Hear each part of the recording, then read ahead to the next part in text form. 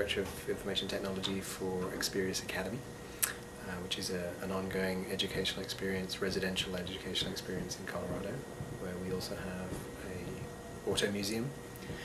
So I'm responsible for technologies both across that educational experience and museum technologies. Okay.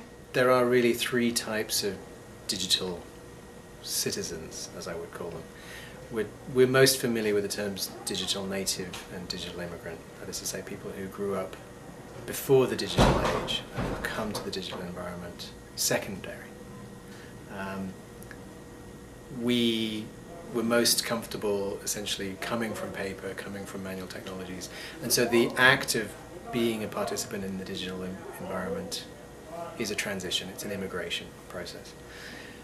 What you see very clearly when you encounter children who grew up since the digital age is that their affinity for technology and their dexterity with it supersedes anything that a digital immigrant is capable of. They don't necessarily have good non-technical language or analogies to play with, but if you give them technologies, they have a facility with it that is unmatched. The third group, and one that I'm most interested in now as I deal with continuing education and lifelong learning, is a community who are probably of 50 plus as a demographic, whose relationship to technology is even more distanced. It wasn't part of their professional lives necessarily, so they've encountered it as really a place they only visit periodically. It's like a timeshare, so hence the term I coined as a digital tourist. And the challenge there is that the best technology should be invisible, and how do you make technology invisible for somebody who interacts with it for potentially only 2 weeks a year? They understand its relevance and importance, and it's not that they aren't able to use technology or make good use of it. It's that it's so far away from their original or day-to-day experience that the challenge for us as technologists to make it familiar is that much harder. Technology in and of itself should not be the end, it should only ever be a means. And from that point of view, I do feel that the best technology is invisible technology. If you're too aware of the device you're using or the technology that was required to make something happen, it means you're not focusing on the reason for that technology being there. Tell us what you mean by never underestimate the power of simple solutions. There's a wonderful expression within the technology field, KISS, keep it simple, stupid, which we try and apply whenever we build technology solutions. There is inherent failure in complexity, and with any additional technology feature you add, the chance of failure and the complexity involved is a geometric progression rather than an arithmetic one. So from that point of view, I'm always interested in finding a solution that necessarily does what you want it to do, but is not necessarily any more technical than it needs to be. When you consider providing mobile interpretation for an audience, there are several factors that you have to consider. The first and foremost is what that audience requirement is, and ensuring that the content you deliver to that audience is appropriate to the fact that they're a mobile audience. You have to be very careful that an asset that may be a very impressive asset, for example a 60-minute interview with a famous artist, does not necessarily play well on a handheld device.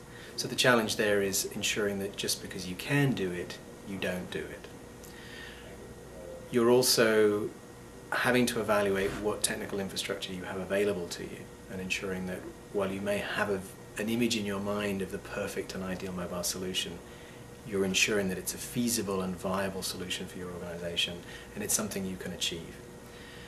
The complexity of a solution is not necessarily what your visitor will judge your solution on. It's how well it works for him or her and what you've offered and told them that they will get.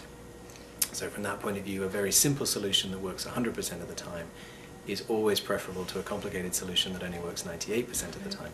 As you plan interpretive solutions, you're very often challenged by the fact that stakeholders and funders of your solutions may have a very clear idea in their mind of what they're expecting. That is often a person in a gallery space with a gadget. I think if possible, you want to try and reframe that for them and see the mobile strategy and what that mobile solution may be in the context of a larger interpretive goal. It's certainly true that mobile technologies are going to aid their experience and aid their decision making and their ability to fundraise and to sell ideas for you, but it's not necessarily based on a particular gadget in the gallery space. What is exciting to you about what's happening with mobile technologies right now for museums?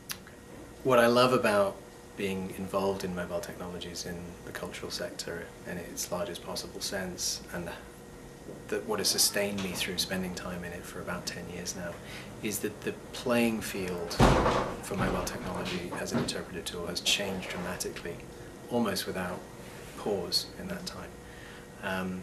It is an example of Moore's law gone mad, and the degree to which it's evolved in the last 10 years probably surpasses anything that happened in the previous 50 years. And as such, it's a fascinating environment to be involved in and to try and keep abreast of. And it's also a really interesting business challenge to try and exploit new developments in the technology space without having to constantly and iteratively upgrade and spend more on providing the solutions that it can offer. Great. Thank you very much. You're very welcome.